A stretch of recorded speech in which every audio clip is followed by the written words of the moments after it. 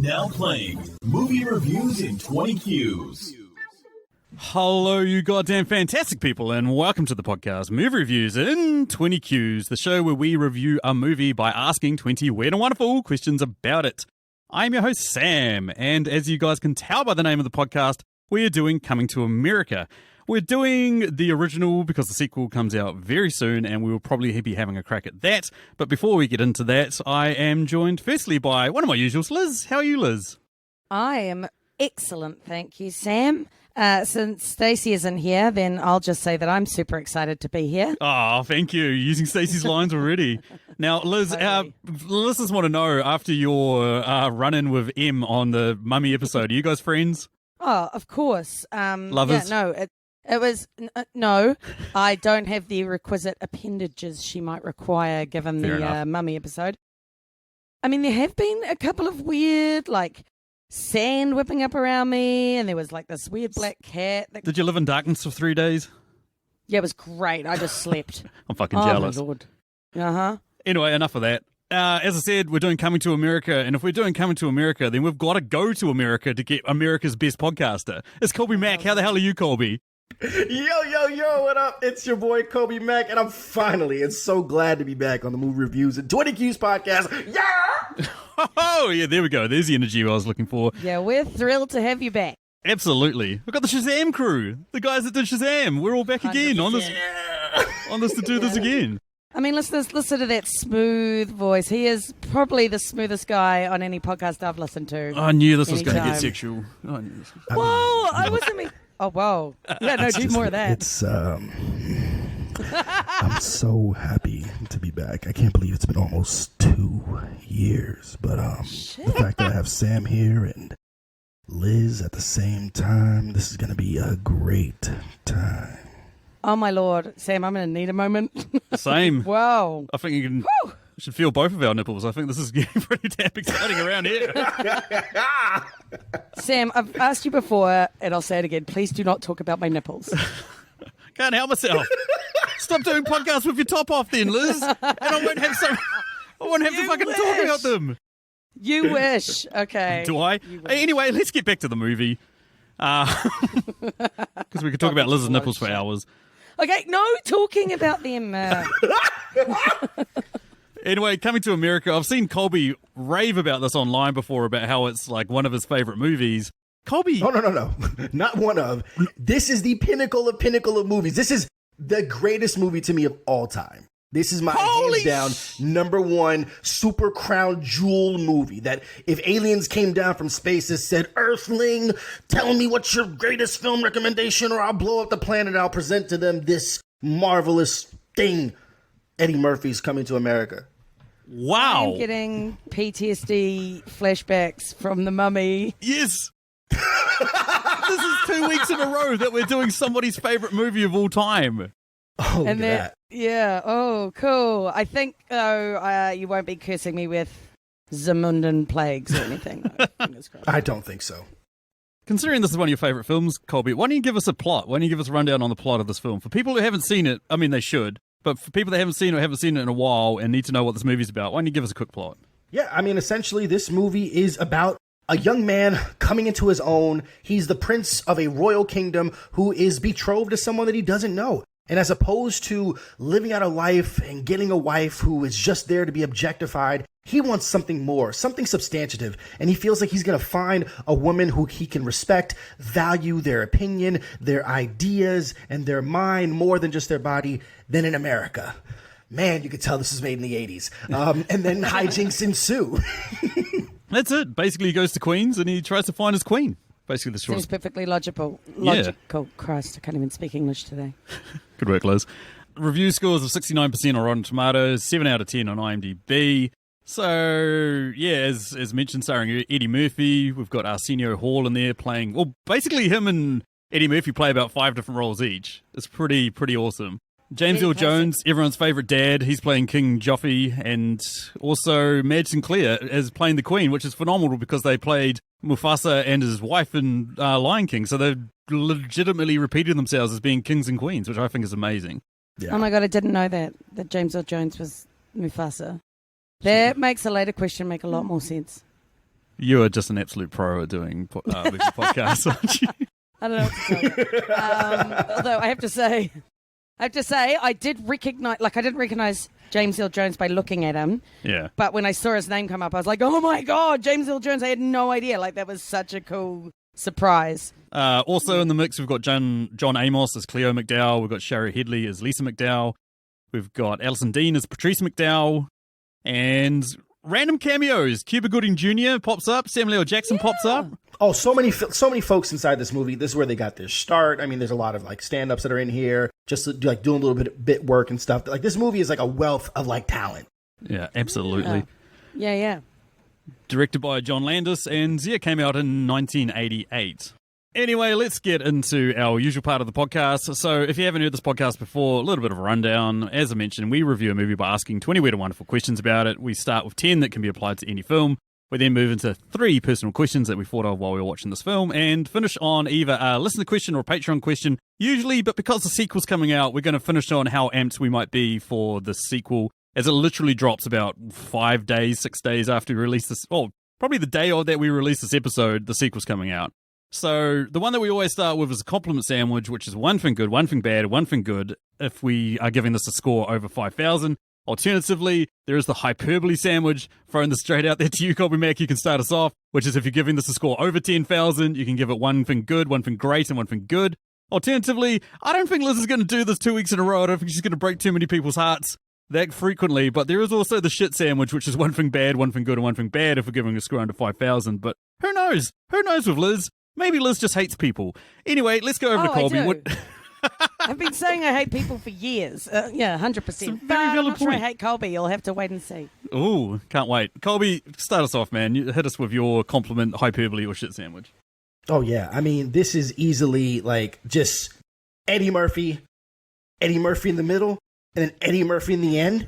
Like, it's so much Eddie Murphy, and it's just pure perfection. As perfect as this man's mustache is. That's how perfect this Eddie Murphy sandwich is. And I want to savor every bite. Like I want to you do like the first 3 bites, left, middle, and then right. Yeah. Right. And then you like turn it around. I like for some reason, I like to eat my sandwiches like a saucer. Right. It's like I just go in a circle till I get to the core.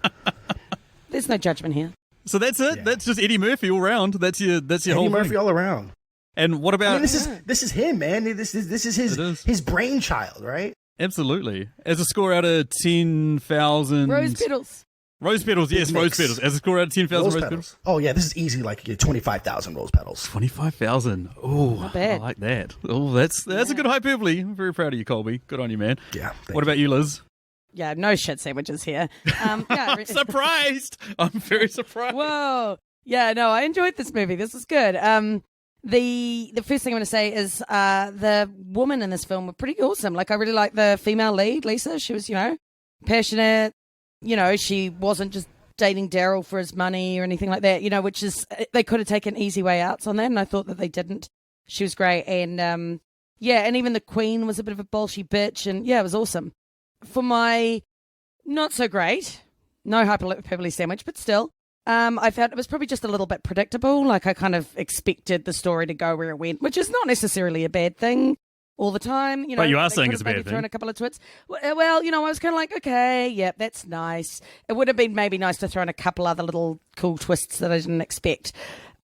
But my other good thing is, it's like the juxtaposition of power, which sounds wanky, but basically all I mean is, when you've got this very rich, regal, elegant black man coming into America and being in New York, and there's all these vulgar, poor white people. I just feel like in the 80s that was probably quite powerful, like for black people to see this and just go, oh, fucking A, and I might be wrong on that, but for me that was a really cool tone to see, like just see that kind of flipping of the what you'd usually see in a Hollywood film. Yeah, I can dig that.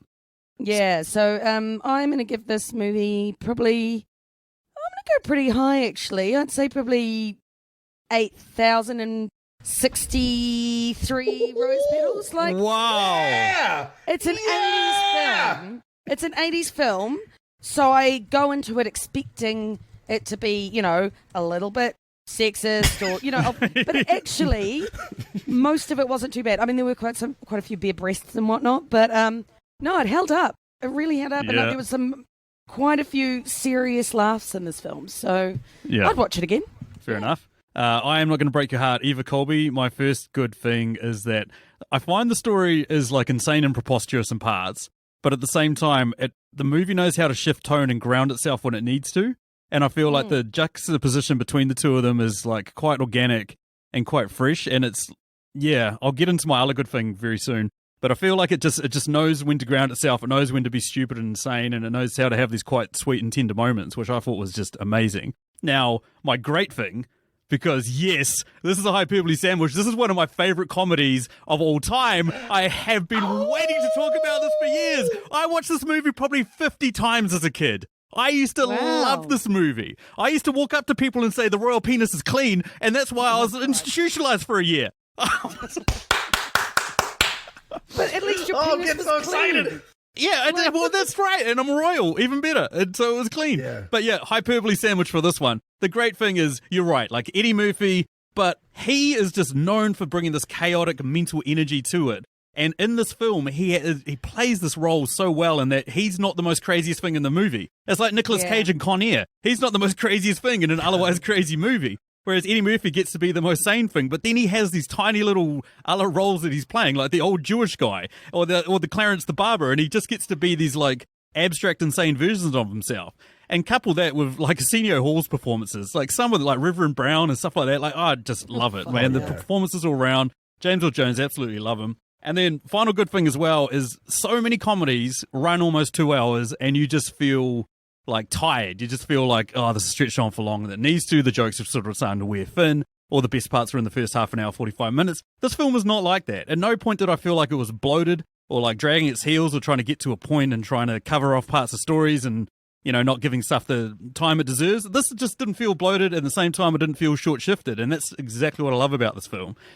Probably not as much as Kolby, but I'll go 20,000. I'll go 20,000 out of 10,000. Wow. A lot of rose petals. I was going to go 500,000 rose petals, aka the amount of dollars that Semi needs when he's trying to bail out his mate. But I've got to go less than Kolby because this is Kolby's favourite film of all time. So I've got to keep it, yeah. You don't think $1 million would be too much? Oh, yeah, maybe. Maybe $1 million, yeah. Nice. So, I've got to say, I'm really was stoked that this movie came up and that I had a reason to watch this movie because it's not something I necessarily would have picked just off of like a Netflix lineup. But, it was really great. Weirdly, this is the 4th time I've watched it in the last year. I just keep watching it. Stacey had never seen it before, and we watched it. It's an insanely rewatchable film. It's insanely rewatchable. All the jokes hold up, like you said. And it's one of those films where, like, we've all, like, have those films, like, I want to show this to as many people as possible. Yeah. Right? So, like, we'd like, hey, you want to put on Coming to America? You haven't seen Coming to America? Yes. Yo, we should watch Coming to America. Like, that's how it is. It says something that Coming to America is yours and Sam's is The Room. Okay, yeah. I just want people to wallow in insanity, Liz. So uncool. Anywho, that moves us over to question number 2, which is the first of our Patreon questions, comes courtesy of Julio of the Contrarians, a podcast in which they rage against the Rotten Tomatoes machine by arguing why a beloved film is crap or a crap film should be beloved. And yeah, go check them out. There'll be a link down in the show notes. And what's this question there, Kolby? What is your most controversial opinion about this film? Okay, so I wasn't too bothered about the barbershop scenes. I could have taken or left them, which is probably sacrilege, but I actually think it might be a cultural thing. Like, that's not really a New Zealand thing, but I get the vibe that it's quite an American... Like, I just don't think I got it as much as I might have had I been like a American or like a New Yorker or whatever. You're a massive Rocky Marciano fan, though, aren't you? Yeah, it's great. She's forgotten to say. What? No, there was a bunch of it I also couldn't follow very well, so I was like... It's very American. I don't know what this guy is yelling about. Like, what? Yeah, boxing's not a very popular sport, so when he's like yelling about Joe Louis and Rocky Marciano, you probably got no idea. Oh, no. Okay, yes, I do remember the boxing part. I forgot about that. Yeah. Wait, isn't Rocky just a movie? God. No.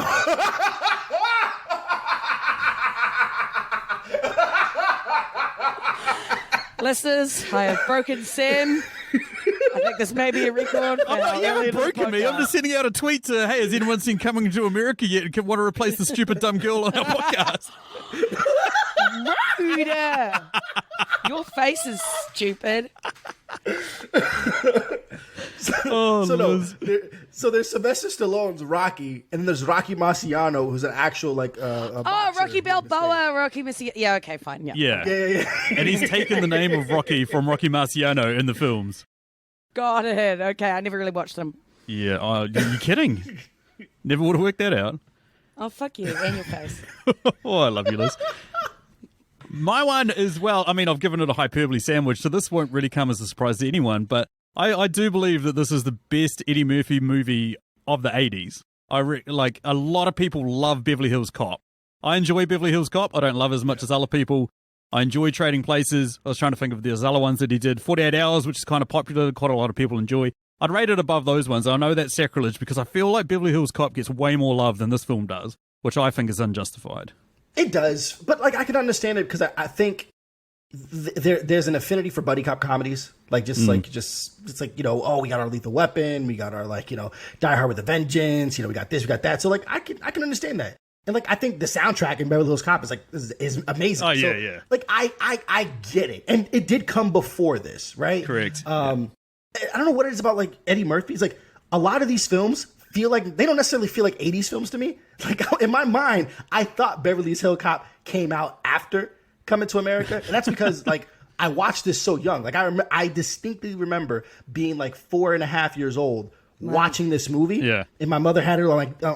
So I had this film, right? I had Harlem Nights, and then I had Beverly Hills Cop, and then I had The Golden Child. Like my mom would just say, "Okay, I cannot afford a babysitter, so here's these 4 VHS tapes. Go crazy," and that would just keep me busy all day long. That's amazing. Yeah. But what about you, Kolby? What's your most controversial opinion? Yeah, I think we need more professional bathers. I truly do believe, like, one, so I've been to like a bathhouse before. Well, okay, no, I've been to a spa that has a table shower, and it's the most like decadent experience that my body has felt in a really, really long time. Being professionally bathed, I love it.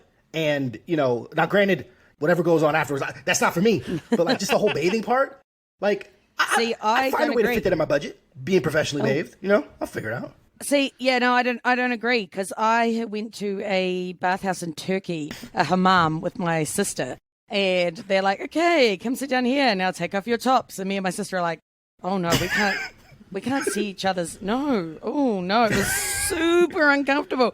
And we're like, "Okay, look, I'll sit this way and you sit this way, and we won't look." Yeah, okay, that's fine. And it was just really weird having someone wash my boobs for me. I was like, honestly, I can do this myself. I don't really take a lot of washing. Why did you even go in there? Well, we wanted like a refreshing. When in Rome. Yeah. Yeah, no, really. But in Turkey, like it was in Istanbul, I was just like, well, look, we'll give it a go. And look, it wasn't like it was the worst experience ever. It was just, I thought I'd give it a try. It probably wasn't my cup of tea. But yeah. Fair enough. Just have to professionally disagree. I was wondering how long it would take before Prudish Liz came out, and there she is. Welcome to the podcast, Prudish Liz. You are welcome. Anywho, Liz, it's your turn for question number 3, which is also a Patreon question. Comes courtesy of Chris Yeni. You're the man, Chris. Thank you so much for being one of our $5 Patreons. What's he got there, Liz? All right. Cheers, Chris. His question is, what song would you have inserted into this film and where? So at one point, we get a scene like kind of about halfway into the movie where Prince Akeem and Simi go to a bar and they start hitting on girls, and like basically it's a revolving list of girls with weird sort of oddities about them. And then at one point we get Arsenio Hall playing what is credited as being an extremely ugly girl. And I would have loved it if Aerosmith's Dude Looks Like a Lady was playing in the background. That would have been quite creative. It just makes sense. It's just the most on-the-nose one I could think of, so there you go, Christine. Nice. What about you, Kolby? Yeah, I would have done Eddie Murphy's Party All the Time in that very scene. Oh, It's a club scene during the interview of all these women. I want to party all the time, party all. Like, come on. Yep. 100%. Come on. Yeah, absolutely. That was a missed opportunity. God damn it. That was. You're gonna hate mine because it totally doesn't fit, but I'm gonna do it anyway. I feel like they should have gone back to the bar once he and Lisa were hitting it off, and they could have danced. And they could have danced to Dancing Queen Oh, by ABBA. Okay. Surely you'd have it after they got married, right? Dancing Queen. Yeah, sure, whatever. Just as long as she was there and she was dancing, then it would have fit. It's just what came to mind, and I thought, I'm running with that, even though ABBA coming to America, they don't really mesh super wonderfully, but there we are. They're both delightfully camp, so maybe there is a little bit of similarity there. Yep, Kolby wins that round. Anyway, next question. Yeah, 100%. Yeah. Next question comes courtesy of Dave Baker. Dave has his own Patreon as well at patreon.com/your favorite. Link down in the show notes. On it, he posts a ton of awesome content that you guys should be all checking out. Follow the link and get on it. And Dave has two questions that we obviously alternate between podcasts, but the one that we've gone with this week is which character from this film would have the biggest social media following and on what platform? You know what? I would say, I'm not going to take the obvious one. I'm going to go Randy Watson and Sexual Chocolate. I mean, they can sing. I mean, you know, his rendition of, what's this? Oh my God, what's the song that he sings? I believe the children are the future. Oh, Christ. Teach them well and let them lead the way. Yo, come on. I mean, it was great, right? You know, shout out to the Black Awareness Month pageant. Yeah. Random. Yeah. And then they didn't even choose a winner. They were just like, okay, thanks, ladies in bikinis. You can go now. They all win. There you go. We all won. And then the whole thing was supposed to be like all churchy. Like it felt quite churchy. And then there's these women in bathing suits. Okay. You know, so I can just imagine, you know, Randy Watson after he gets off, like, you know, just getting on, like, you know, on IG or something like that on a Spotify. Absolutely just crushed the Black Awareness pageant. And it was great. Download my album. It's on Spotify right now. Yeah, definitely. Legit. I would have gone with, well, and I was sort of like, I think this answer applies if there was social media in the 80s or if we're talking about who they are now, because I feel like Lisa would have had the best social media presence. If it was in like the 80s as her prior to like marrying Akeem, I'm going with like a black feminist activist, just like she'd be all over Twitter, just like posting up about, you know, like the Black Lives Matter movement, and she'd be right in there, and she'd be a bloody queen just doing that. Yeah. But then if it was done now, I reckon heaps of people would want to follow her stories, maybe on Instagram or whatever, about like, you know, a American woman going to become the queen of an African nation. Like I think that could be quite cool. Yeah, she's kind. Oh, absolutely. It's like she's the reverse Meghan Markle. Yeah, reverse Meghan Markle. Yeah. Yeah. It was almost as good as Princess Diaries. I'm joking. Jesus, that was a joke. Why are you bringing down the podcast like this? Hey, at least they went Princess Diaries and not the one with Julia Stiles, which name I can't remember now. Oh, Prince and Me, The Prince and Me. They literally just ripped off Coming to America and pretty much just turned everyone white. And that's how they made that movie. So sounds like America. Yeah, I was about to say, yeah. They're like, this was Never pretty heard of that good before. with black people, but let's turn it white and then it'll be amazing. And you're like, yeah, but was it? It was okay. Yeah. Yeah. No. Anyway. The one for me is Reverend Brown, played by Arsenio Hall. I could just imagine him being, he'd be on Twitter, probably Facebook, actually, because, you know, like the older people love to be on Facebook. Yeah. And he'd probably have some unhinged rant that went viral, and people got behind him and were just like, yeah, this guy's the man. Because he's pretty unhinged, but, you know, he's awesome. He's a great character. Yeah, absolutely. No, he's like so good. If loving the Lord is wrong, then I don't want to be right. And then just like Arsenio Hall's teeth and his gums and his long ass face. I'm telling it is, it's so perfect. I love he keeps the energy up the whole time. Like he's just the preacher. He's always up here. Yeah. Okay, question 5, also a Patreon question, comes courtesy of the amazing man that is Dan Brennick of Netflix and Swill. Great podcast that covers all things Netflix related. And what's he got there, Kolby? Yeah, what subplot do you wish had been explored more? I think I wouldn't mind seeing a bit more of Simi's experience in America. Yeah. Like he was a little bit of the comic foil, but he was a pretty cool dude in his own right. Like I really loved their fighting at the start with the sticks. I thought that was pretty cool. Yeah. And I feel like they could have given him a bit more time, and maybe he comes around, you know, this idea of not, you know, he hates being poor and living in that horrible apartment and stuff. So, but maybe there could have been something that he had on his very own, maybe. Yeah, I'm going to talk a little bit about him later with your question, Liz. The one for me is, what happened to his wife-to-be? Like, is she still bouncing around on one foot barking? That would have been a gold ending if they just had her outside the palace just doing that. That would have been like in the fucking background, hilarious. Yeah. Oh, no, she was an orangutan at that point. Oh, yeah, By the time orangutan. she Sorry. left. Yeah. Just Yeah. that would have been Amazing. hilarious. I would have loved to have seen that. Yeah, I mean, I guess I would have just like loved to see like what kind of happens with with McDowell's, right? Just like where is it at right now, right? Like it's crazy. There's pop-ups that come up like every other year of McDowell's that pop up in LA and New York, but like you guys want to see like what does the rest of the franchise look like? Who's running it, right? Is it Patrice that's running? Is like we're gonna keep this family owned and operated? You know what I'm saying? I guess I could say Daryl, but I just really don't give a damn about it. No. I think McDonald's might have succeeded in their legal pursuit of such a restaurant, to be honest. He really loved tartan, didn't he, that Cleo? Yeah. Yes. He did. There's a lot of tartan in that film, which is interesting, but hey, you do you, baby boo. There's no way McDonald's would have succeeded, man. McDonald's has the golden arches, they've got the golden arcs, and McDonald's has the Big Mac, they've got the Big Mick. There's difference. There's a massive. No, I gotta be honest with you. I'm surprised that the Big Mick can literally they can advertise that because it sounds so racially insensitive. Yeah. Oh, see, What do you mean? I'm eating the Big Mick. Wait, So what? Mick is not a racial word. That's that is a word that you'd use for a lady's part down here. In New Zealand, it is. Is it It's really? a term for Yeah. a vagina. Yes. It's not one that you'd use wow. a lot, but if It's someone not said one that that, you use I past would the age of 12. Yeah. Nah, but yeah. It's funny. It's not what I've heard in 20 years, I'll put it that way. I'm just saying that's what I would think of if someone said, "Oh, that's a bit offensive." I'd go, "Yeah, lady parts, not racial." It's There like you we go. took Dick and then we decided to feminize it by making it Mick. Which Well, makes... there's not many good words for lady parts. No, there's not. It's That's a true. There's a lot. shame. Anywho, question number 6, also Patreon question. We're basically just setting up our Patreon questions, so they roll through them one after the other. This one comes courtesy of Emily Higgins of the Tasteless Podcast. You guys know all about Tasteless Podcast. Go check her out. She's awesome. And what would you like to know there, Liz? Hey, Em would like to know what side character would have had the best spin-off movie. This is going to piss off Liz, but Clarence the barbershop owner. He was the man. I loved Clarence. It's not going to piss me off. That's I just great. probably wouldn't have gone to see it. It's just not for you. Yeah, no, I loved That's him. fine. I loved him. I thought You he was know. awesome. Yeah. I would have Semi. Like, it makes Yeah, the most sense. Like, that's his right hand man. And it would be in the movie titled Semi-Automatic.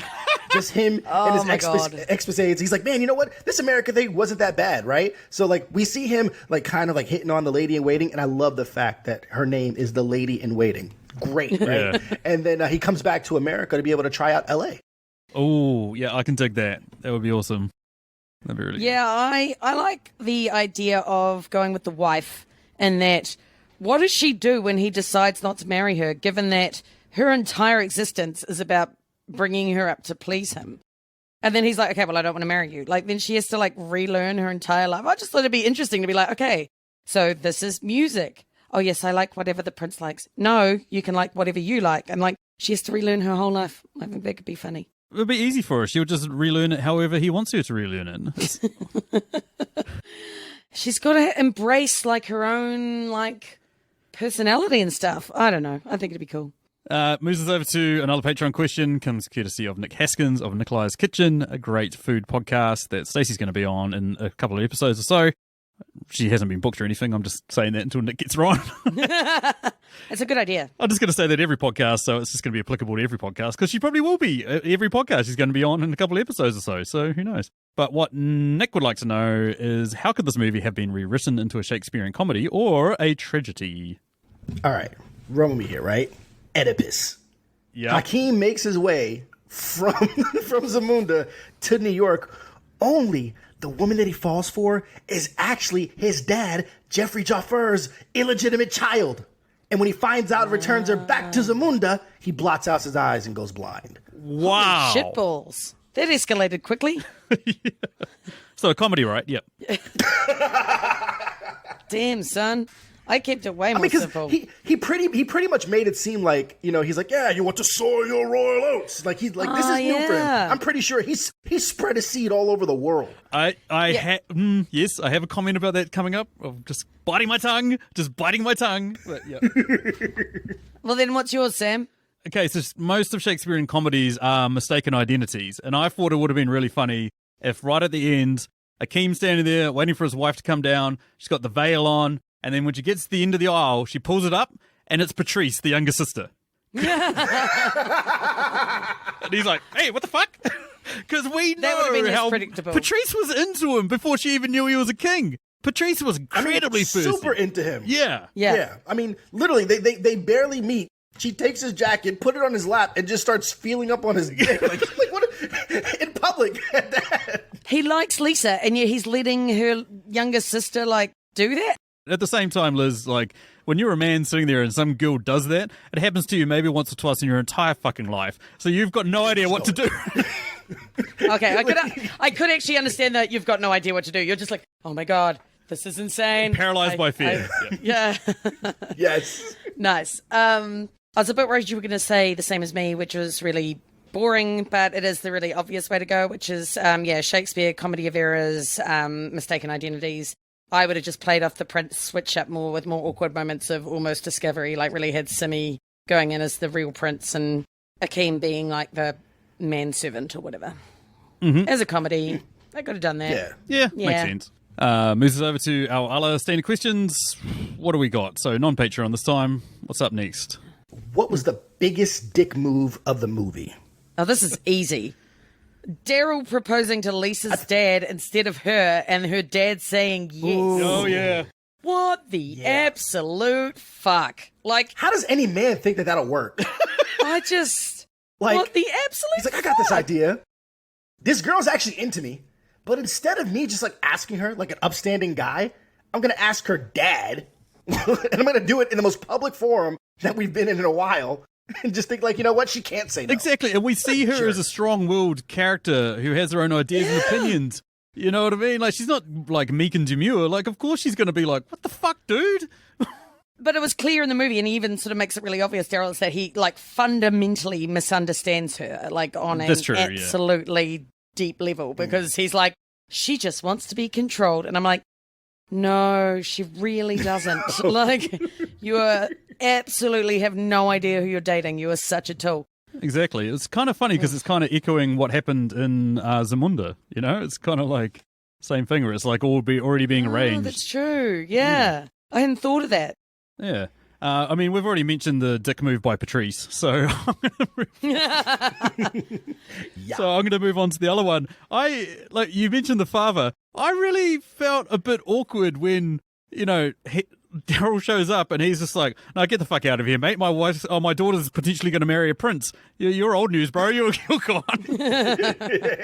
After he was kissing he and his family's ass the entire movie. Exactly. It was like, holy shit, man. Eyes on the prize. My daughter's going to become a queen. This is amazing. It took him a while to actually act like a dad as well. It wasn't until like the king was like, your daughter's common trash or whatever. And he was like, wait, hold on. Oh, Hold on, I Jack. can't be having that. Yeah. How dare you speak John- ill of my daughter, even though I've basically been trying to sell her to Yeah, exactly. camels. Like, Thank you, sir. You've just reminded me my daughter is not a product. She's a human. like, yeah, a little bit late on that, Cleo. Do you want fries with her? She's the Big Mac. I mean, I do believe that nothing can trump the dickish movie. The entire movie is Daryl throwing the fucking strawberry milkshake at the guys when they were literally cleaning up. Oh, yeah. yeah.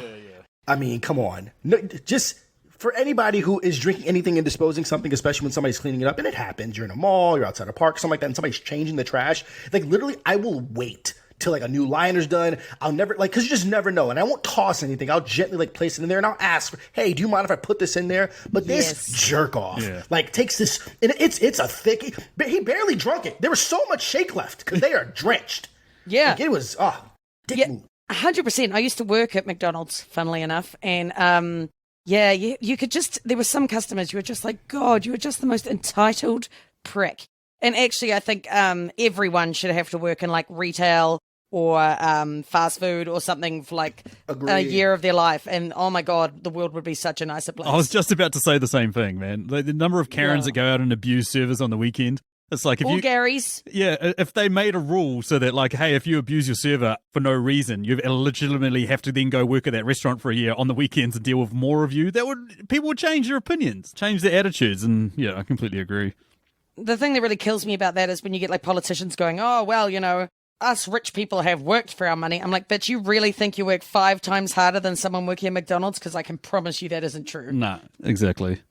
And moves over to question number 9. What do you got there, Liz? All right, what deep philosophical debate arose in you during this film?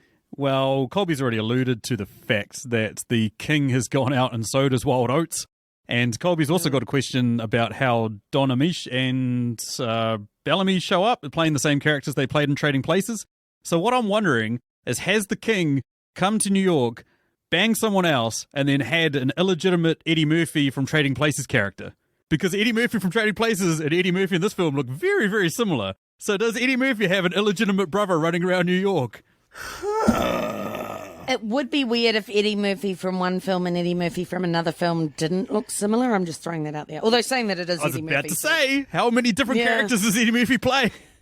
That's fair. Okay, I'll allow it. So that was the thing I was thinking. I was like, if there's a tie-in universe and they've got two guys that look exactly the same, does he have an illegitimate older brother that is the subject of Trading Places with Dan Aykroyd? Does it become like a Man in the Iron Mask story? Exactly. Talking of bad films. I like it. Exactly. There's a rightful heir to the throne. This is turning more and more into Black Panther the more I think about it, man. Yes, it is. I was about to say that. Holy shit. You know. Oh my gosh. It's making sense, man. I'm just saying, man. Wow. We will now take the powers of the Black Panther. Exactly. Oh man. I like that. It. I like that. In my mind, I was thinking about like, yo, what's like the political climate in Zimbabwe? Where does like the Joffers like get like their money from, like their wealth? They're like, is there some type of like, not vibranium that they have that just makes them so wealthy? Because I mean, just they are dripping in opulence. So, we move into this film and it's like this gorgeous palace and just like how many people probably work for them, right? How do they all get paid? What is it like? You just can't say, oh, we're kings just for king's sake. Like, the money's got to come from somewhere, keep producing something to keep generating more money, right? Yeah. Like, that's how you keep power.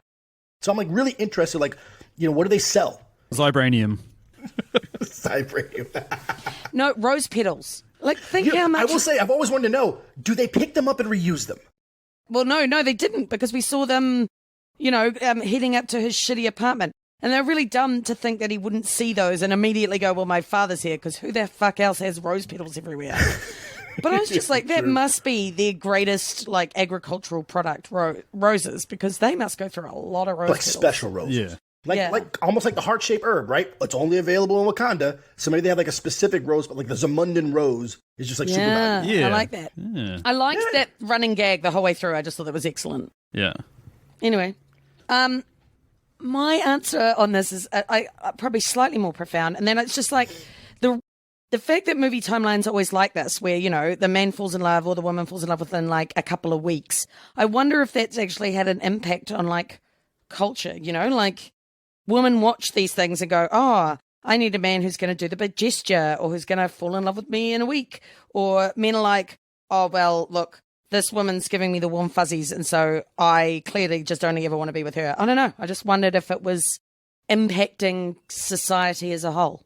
Yeah, I feel like it maybe has permeated culture a bit because there is that expectation when you watch these movies growing up. Like when me at high school was like, oh, I can easily going to tell who my wife is because I'm going to love her the first second I see her and she's going to love me. And it was just, it's like fall into each other's arms and laugh happily and fuck that shit's never happened. Fell into a few arms drunkenly, but I've never fell in. Yeah, I always kind of figured that there'd be some guy who'd like do the big song and dance or like write a song about me or whatever. There's a lot of singing in Hollywood films, I notice. But yeah. No, it hasn't happened. Speaking about singing in Hollywood films, I loved the homage to Singing in the Rain where he's like dancing up down the streets in Queens and people just yelling like, fuck you, shut up and shit out the window. Yes, fuck you yes, too. Fuck you. I mean, the amount of like how quotability this film is just like it's really amazing. Yeah. Good morning, my neighbor. I just loved all the swearing. Fuck you. Yes. Yes. Fuck you too. I mean, like I want that on a shirt. I should get that tattooed on my back. Yeah, you should. But I loved all the swearing. It wouldn't have been a proper, New York movie without all the swearing, or so is my understanding of New York. Hey, so, yeah. This is a perfect segue into our next question, which is what quote from this film would be the worst to hear after sex? Oh, Bag's going first, because I have a great one, and I don't want you guys to steal it. What is it? Freeze, you diseased rhinoceros peasant. I stole Sam's. No, you didn't. You didn't. It was in the top three. It was in the top three. That was my favourite by far. I was just like, Yeah. yeah, that's a pretty bad thing to have heard. What do you got? I can take this two ways, right? And I wonder if you remember it. This shitty enough for you? Oh, son! When the taxi cab driver drops him off at the... Yeah.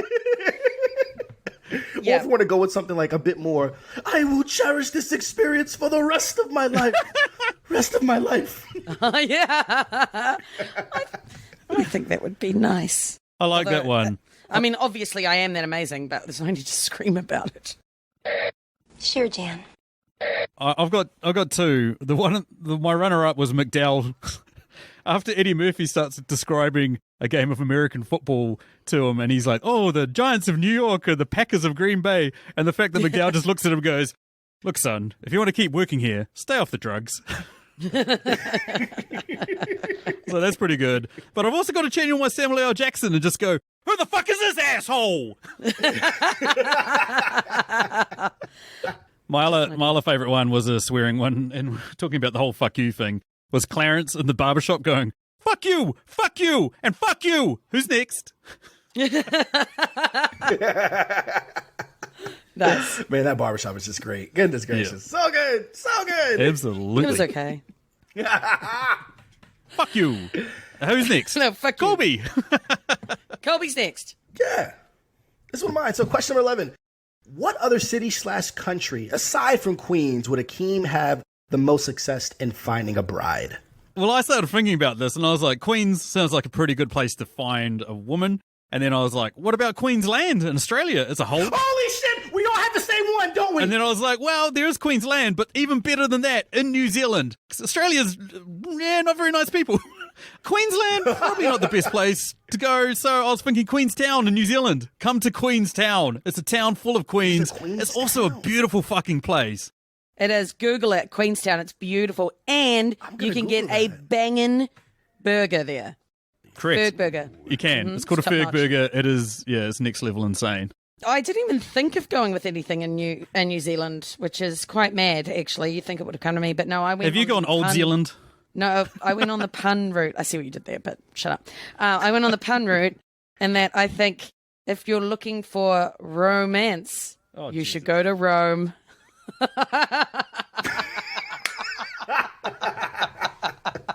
Told you you'd hate it. Oh, wow. Wow. I mean, I chose Queen. I chose Queensland. I figured, like, imagine this movie being like an Aussie adventure, right? I didn't know that Queenstown existed. I'd definitely go to New Zealand versus Australia. 100%. Yes. What do you got next, Kolby? Yeah, so question number 12. What other characters from an Eddie Murphy movie would have been better to cameo in this film besides Randolph and Mortimer from Trading Places? I mean, it's too easy. I was going to go with Alex Foley and then Nick Nolte from 48 Hours, and I want them arresting Samuel L. Jackson and just, like, ripping off each other. Like, I'd love to see the three of them just going to town on each other, just ripping each other apart, roasting each other as they throw Samuel L. Jackson into the back of a police car. That would have been my little cameo. I was also stealing the police theme, but I think that you know how they were deciding should they go to Los Angeles or New York first. I think maybe they could have gone to LA first, and then it would have been like a total disaster. And in the end, they end up like getting picked up for soliciting or something. And you could have had someone from the Beverly Hills Cop cast like pulls them over and like, it's like, oh, you can't be doing that here, whatever. And then they're like, oh, we're going to get out of here. Buy their way out of it, and then spin the map and go, oh, look, there's Queens. We should go there. We should have gone there in the first place. It's like Judge Reinhold or something like that. Yeah. Yeah. I'm going to stick with Beverly Hills Cop, and I'm going to go with Bronson Pinchot, his Surge character. Oh, Surge! So instead of passing by homeless guys, right? Hakeem and Lisa, they're strolling through a night market, and they see a unique piece of art who was created by Surge. And Hakeem not only buys the piece of art for Lisa, but then buys everything that he has, which then funds his operation to be able to go into art dealing and art whatever in LA. Oh, that is love it. brilliant. That's a great answer. Yeah, he's better than you at this. He is. He's crushing. Well, you got to crush on your favourite film, Liz. Otherwise, what are you up to? I mean, That's legit. hey. That is legit. Yeah. All right. So this is my favorite question. Number 13. If not McDowell's, what not real restaurant would you have featured in this film? Okay, here's the funny part about this. Was I was like, well, what sort of best describes American excess and love for fast food? I was like, a Fat Burger, that'd be hilarious, that'd be funny. And then I Googled it, Fat Burger's a fucking restaurant chain in America. I'm like, are you serious? It is. That was like since 1947. I was like, what the fuck? Yeah, It's you been think of it, around. you've done it. Is it good, Kolby?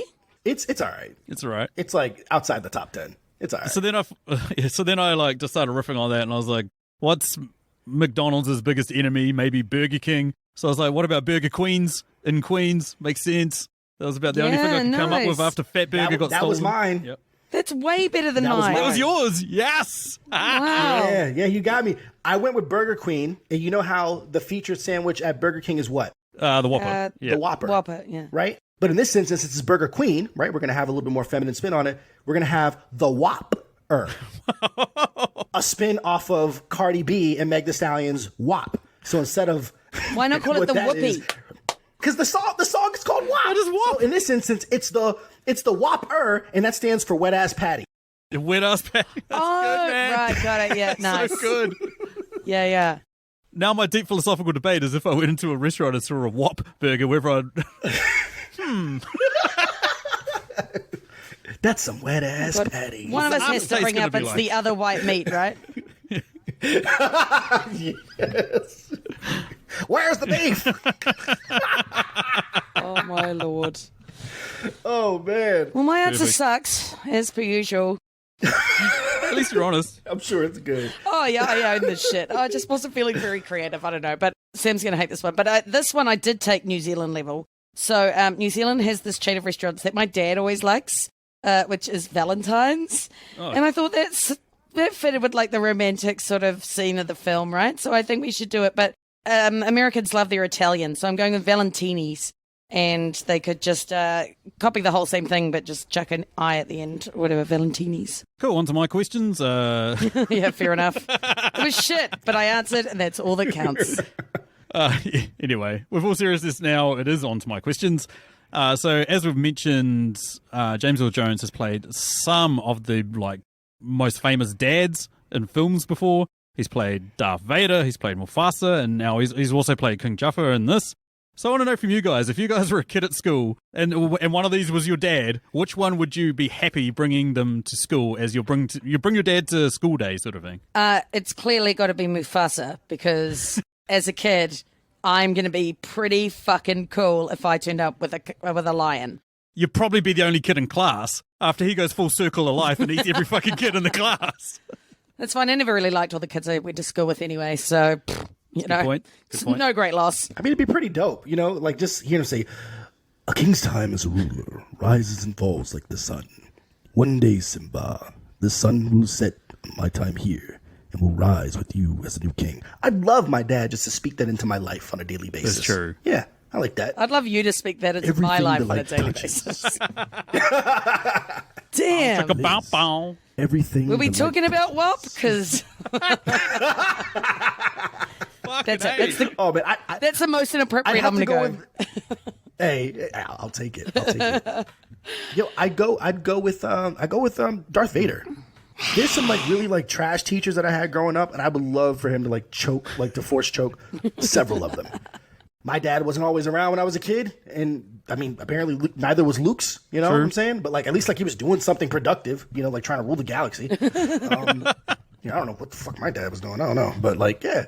And then like, you know, I'd have some like, you know, like I'd be like force sensitive too. Like, some special things buried within inside of me. The battle, the dark and the light, whatever. You know, it's cool. Exactly, Yeah. you get to have force Be a good powers. dad. Like most people look at King Jaffa and be like him, but it's like that guy will come to school and try and bang every one of your teachers and everything like that. Man, he's trying to sow wild oats everywhere. Whereas like you're right with Darth Vader, like you come to school and one of your teachers like, "Oh, there's no way your son's going to graduate," and he's just, "I find your lack of faith disturbing," and then fucking force chokes the bastard through a window. You'd be like, "Yes, yes, Dad." Yes.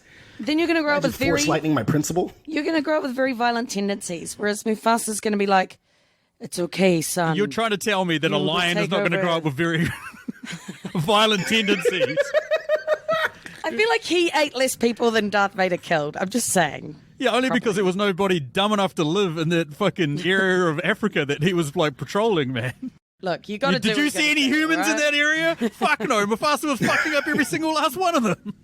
Well, look, if my dad is a lion, maybe I'm a lion too. So then my whole class is. I don't know, man. No, this is the worst part. Is you have to be half lion, half human hybrid, Liz. So you're going to be weird.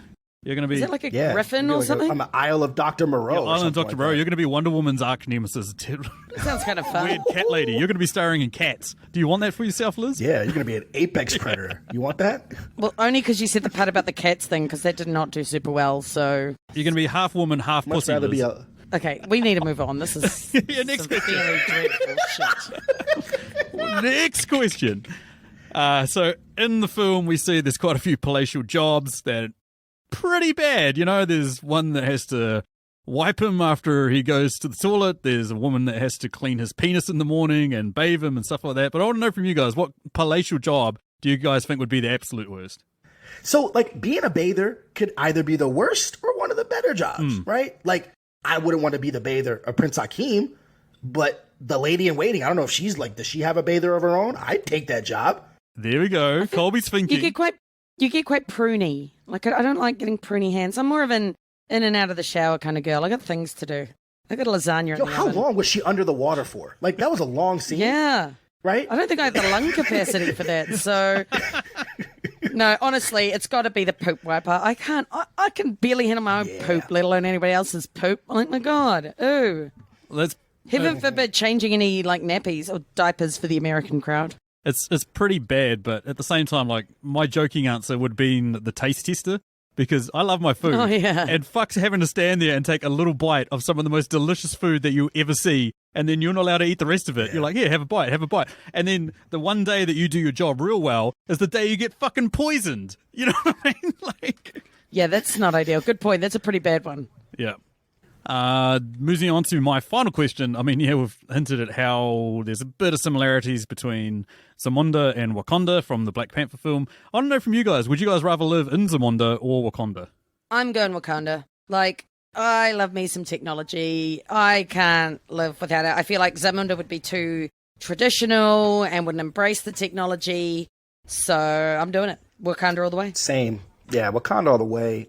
Technology means a lot to me, right? I could be like a spy, you know, like kind of like how Lupita Nyong'o's character is. You know, I may not be like, obviously I'm not a woman, so I couldn't be in the Dora Milaje, but like, yo, I could be like riding on some rhinos. It's like some cool, you know, tribal cloaks and whatever. Like, yeah, I ain't got no problem with that. You know, I could be a war dog. Yo, like, you know, and then who knows? Maybe I prove myself and like I want to challenge the king. I may die, right? But like, I could also be the king. Like, at least I know I have a pathway to Greatness. kinghood. That's true. But like, even if you what die, about- you get to play around in a pretty cool waterfall, so that's kind of cool.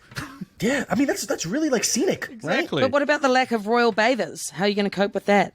That's tough. That's definitely tough. Yeah. But I think that we make up for it. I mean, I can bathe myself. You know, like the bathers are like a plus. Like that's a nice plus. They're nice Like, to if I have. want some substance, yeah, you know, like the White Apes clan and stuff like that. We have come down from the mountains. Like I love that. You know. The only question I have for you guys is, how do you guys feel about alien invasions? Yeah, you know what? Inevitable. Thank God there's a dome. They do have a dome. There's a dome. We do have a dome. We got allies now. You know what I'm saying? We ventured out to the world. We're playing nice with folks. It's like you know, we got allies. But yeah, you don't have to worry about aliens in Zamunda. It's true. Yeah. Good point. Yeah. Anyway, moves us over to Liz's questions. What do you got there, Liz? All right. So, question 17. Something that really I found a strange decision is that the prince had never met his wife before his 21st birthday, yet they said that she'd been chosen to be his wife at birth and been raised to be that person. Why would you not introduce them sooner?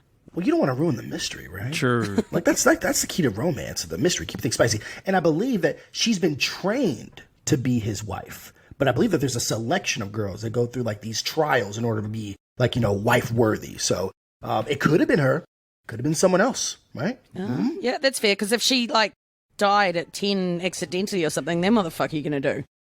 That's true. Yeah, you got to get her sister, right? Make sure they're all like, you know, prepped up and ready to go. And I'm pretty sure if Akeem says no to her, then there's someone else that she's going to go to. All these other like royals with their sashes and the leopard sash thing, like, you know, that's Whatever you like. Buck like a dog. It'd almost be like their version of the Olympics. They'll just have like all these like 10,000 girls that get selected, and then they just train to do all these different things, and then they just pick the winner, you know? Yeah, would it be the Hunger Games? It'd be the Akeem Games. Yes! There we go. Nice. Well, there's a good spin-off. There we go, right? I love that. And then you get to be the winner. You've championed, like, you've become the champion over these 10,000 women. Like, it's a once-in-a-lifetime thing. You're like, oh, my God, I am the victor. I'm amazing. And he's like, yeah, I don't really like you. I'm going to go out with this chick from America I met. And you'd be like, well, what's the point of my entire life until this point? In this sequel, I hope that they're probably going to hate her. They've just got to hate her. Who's this light-skinned black woman coming here to rule over us? What is going on? Absolutely. You say that, but James Earl Jones isn't exactly, like, super dark, is he? So, That's true, with his blue eyes, right? Yeah, I kind of looked at him and went, wait, is he meant to be, like, full African? Because he seems pretty light, but hey, what do I know? Hey. Maybe that's how Zabunda rolls.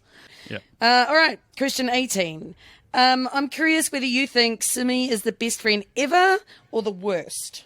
He's absolutely the best. He's absolutely the best friend ever. The one time he abuses his powers is to get laid. And, like, he even says to him, I haven't been laid in a month or whatever, in, like, you know, long time. And, like, you know what I mean? Like, he's put up with so much shit. You've gone from this life of opulence to just, hey, we're going to America. Awesome. Hey, we're going to the shittiest place I can find, and we're going to live there, and we're going to work shitty janitorial jobs.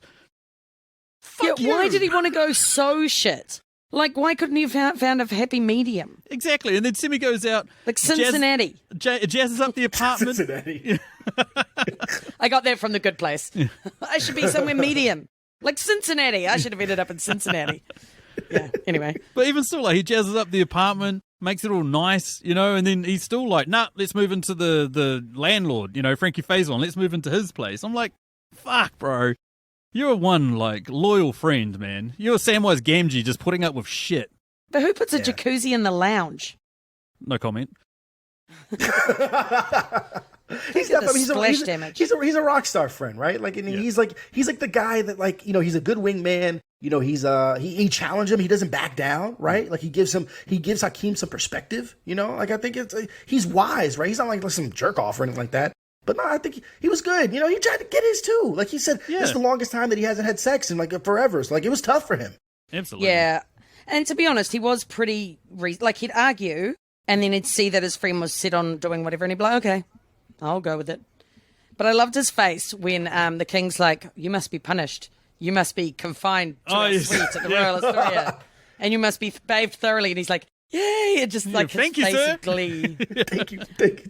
Some of those facial reactions in the movie were just so good. Like the woman, the older lady he gives the earrings to on the train. Like, that was just gold, where she's just with such glee when she sees it. Mm-hmm. Anyway, finally, question 19. If you were Akeem, how would you have handled admitting the truth to Lisa? Did you think you did it right, or would you have done something different? But look, here's the thing, Liz. You don't want people to know you're a squillionaire, okay? You want a girl to love you for you. So I reckon he did it pretty well. He let her meet him, see his true character, get to know him. Obviously, it's a huge revelation. It's something you don't really want to keep from somebody for too long because their life is going to be irreversibly changed by it. But at the same time, you don't want a gold digger. You want somebody that is just, like, genuinely into you. And she is, and that she proves that.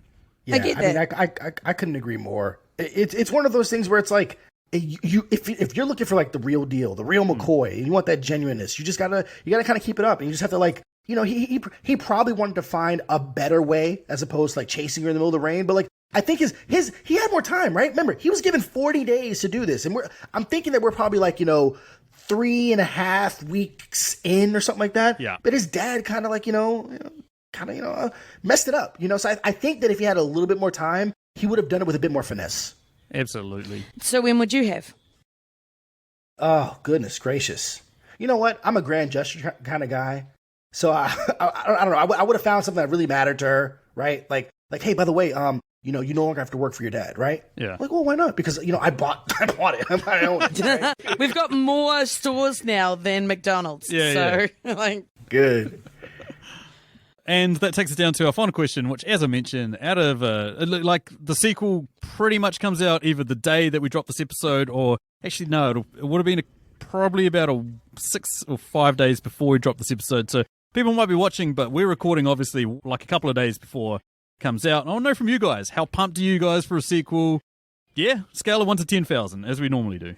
Yeah, I'm going to go see this sequel. I think it'll be pretty funny. Like I said before, really pretty stoked that I've come across this movie because I wouldn't have known about it otherwise. So I'm going to put it at a good solid sort of 9,000 out of 10,000 because I'm definitely going to go see it. Yeah, like the 1,000 is for, if there's another COVID friggin' lockdown or something, then I won't be able to see it. So that gives the extra 1,000. Like I'm not going to break lockdown to go see it, but otherwise I'll be there. Yeah. I'll go ahead of you, Colby, because I feel like you're going to bring it home. I was really excited, but I've stopped watching trailers, so I haven't seen a trailer for this film.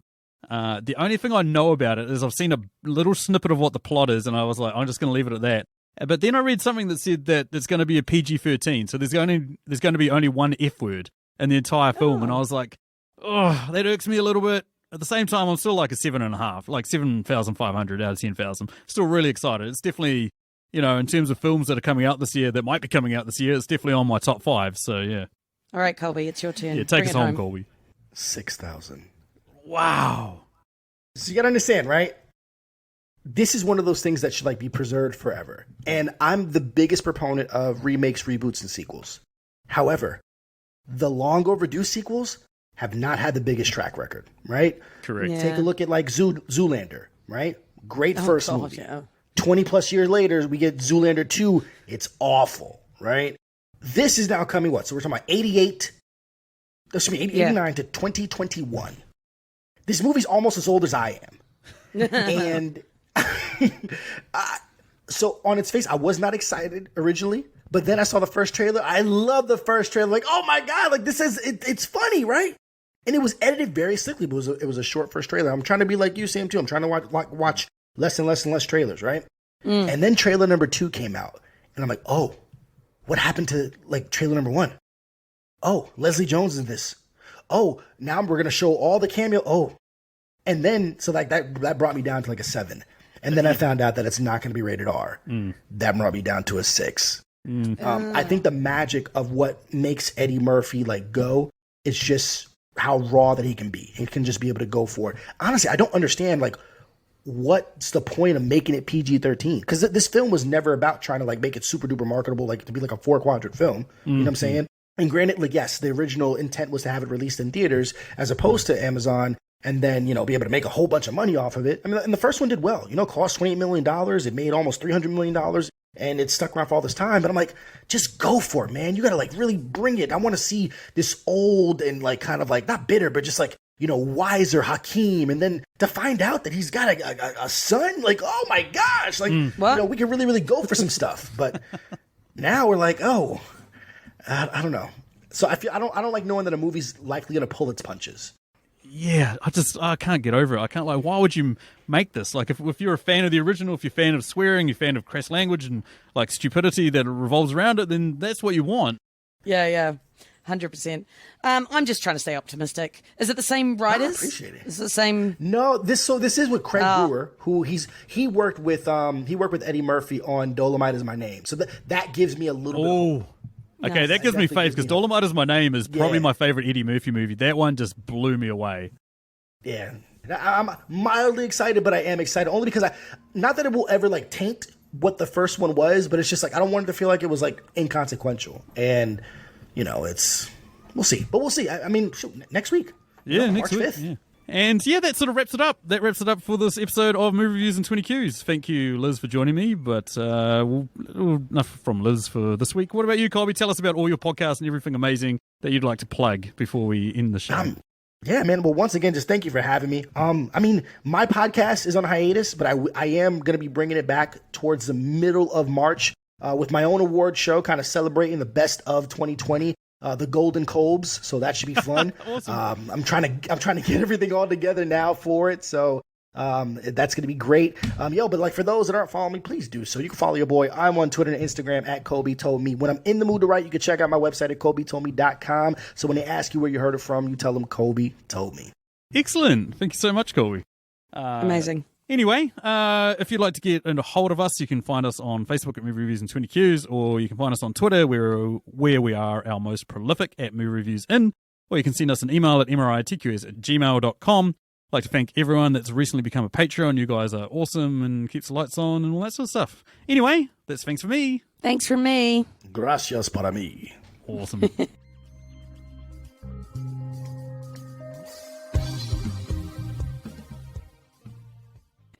shit, I wrote the. So I clearly had something, and now I can't remember what it was that I wrote. So